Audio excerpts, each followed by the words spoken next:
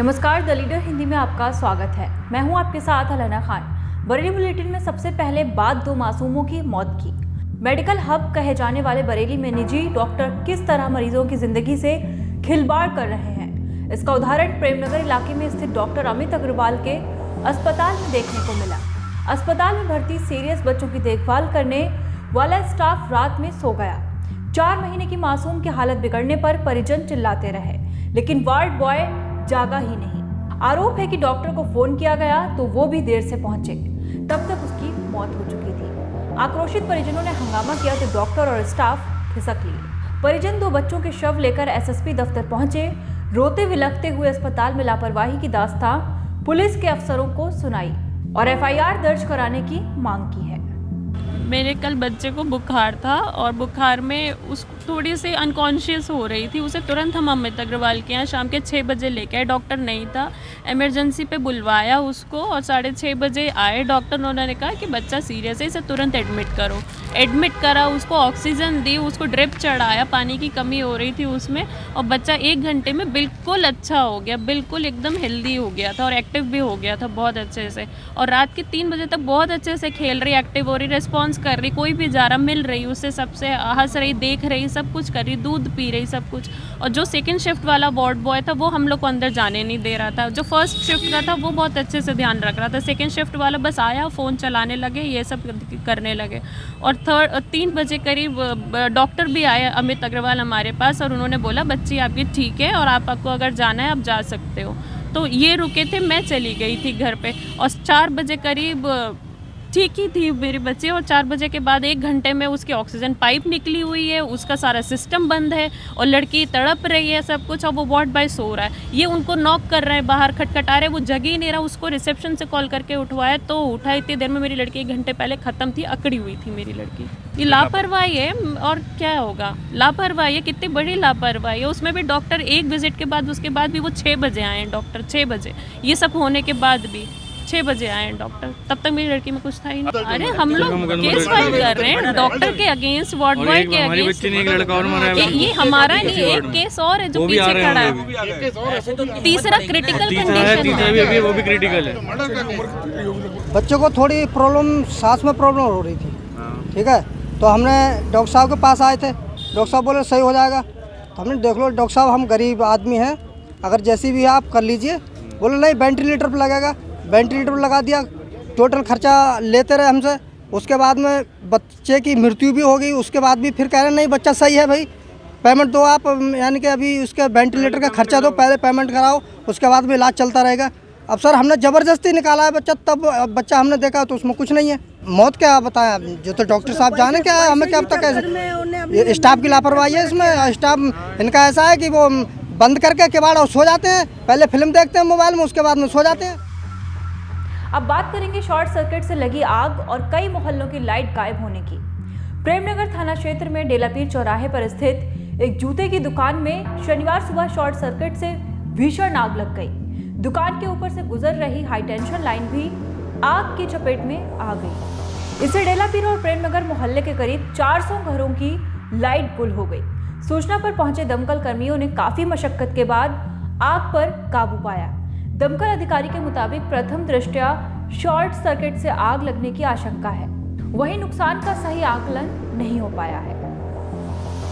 Bulletin में आगे बात करेंगे पीलीभीत से बीजेपी सांसद वरुण गांधी की। उन्होंने प्रधानमंत्री मोदी द्वारा तीनों कृषि कानूनों को वापस लेने के ऐलान का स्वागत किया है। शनिवार को एक पत्र लिखते हुए उन्होंने पीएम से कहा कि अब एमएसपी पर भी तत्काल फैसला लिया जाए, इससे किसान अपने घरों को लौट सकेंगे।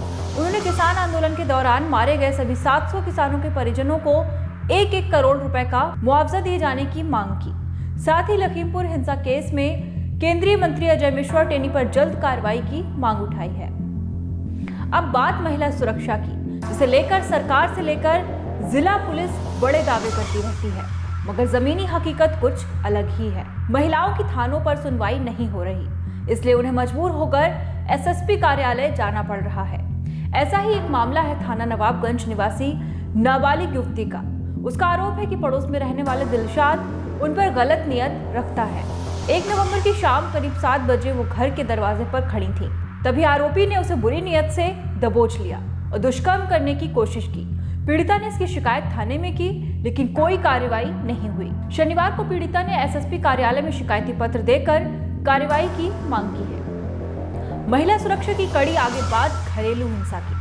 थाना इज्जतनगर में फरीदापुर चौधरी निवासी रुखसार खान ने बताया कि उनकी बड़ी बहन अफसाना का निकाह 6 साल पहले यासीन खान उर्फ बबलू से हुआ था।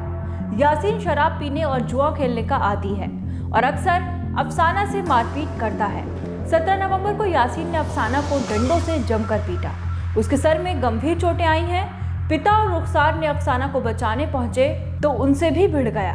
पीड़िता थाने पहुंची तो पुलिस ने मेडिकल कराया, लेकिन रिपोर्ट पर कार्रवाई नहीं की। पीड़िता ने शौहर से जान का खतरा जताते हुए एसएसपी से न्याय की मांग की है।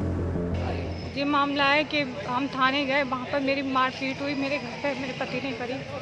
क्या नाम है आपके पति की? ये मोहम्मद यासीन खान। क्या करते हैं? कुछ नहीं करते हैं, सट्टा जुआ खेलते हैं। किस बात को लेकर मारपीट करते हैं? मेरी बहन की वजह से, तेरी बहन कहाँ गई है, तेरी बहन के साथ मैं शादी करूँगा।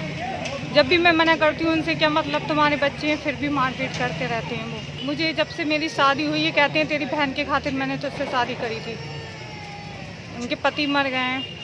उनकी शादी अब आपने इसकी शिकायत थाने में की थी? पहले करी थी, तब सब लोगों ने, मोहल्ले बस्ती वालों ने मुझे समझा के भेज दिया था, मगर वो मुझे जान से मार देंगे, मैं उनके घर पर जाऊँगी। आज आप कप्तान साहब से मिली, क्या कहा है? कप्तान सर मिले नहीं है अभी। अब बात करते हैं सड़क हादसे की। थाना भोजीपुरा के गांव कालीपुर में रहने वाले 40 वर्षीय छोटे लाल की शुक्रवार रात मौत हो गई। उनके परिवार के राहुल ने बताया कि वो सीबीगंज में कोका कोला एजेंसी में काम करते थे। रात में साइकिल से घर लौट रहे थे, तभी रास्ते में अज्ञात वाहन की टक्कर से मौत हो गई। देर रात तक घर नहीं पहुंचने पर परिजनों ने खोजबीन की तो उनकी मौत की खबर पता चली। ये कौन थे आपके? कैसे मौत हुई? मौसा जी थे। कैसे इनकी मौत हुई थी? ये एक्सीडेंट हुआ था। कैसे एक्सीडेंट हुआ? अब ये रास्ते से आ रहा था सर, ये हमें भी पता नहीं है, अब ये पुलिस को जानकारी होगी। ये सीबीगंज में ड्यूटी करते थे, परसा खेड़े में, तो गोला में। अच्छा, कैसे फिर लौटते वक्त, जो नौकरी से लौटते वक्त एक्सीडेंट हुआ? लौट के आ रहे थे तब हुआ था। कहाँ पर हुआ था? ये सीबीगंज के आसपास में हुआ है। बुलेटिन के आखिर में बात शहर के प्रमुख आयोजनों की। जाट रेजिमेंट ने मनाया अपना 226वां स्थापना दिवस। भारतीय थल सेना की सबसे पुरानी और सर्वाधिक युद्ध सम्मान हासिल करने वाली जाट रेजिमेंट ने स्थापना दिवस समारोह में उन स्वर्णिम पलों को याद किया जब राष्ट्र की सीमाओं पर जरूरत पड़ने पर रेजिमेंट के जवानों ने अपने प्राण तक न्यौछावर कर दिए। समारोह में मातृभूमि के लिए शहादत देने का संकल्प लिया गया।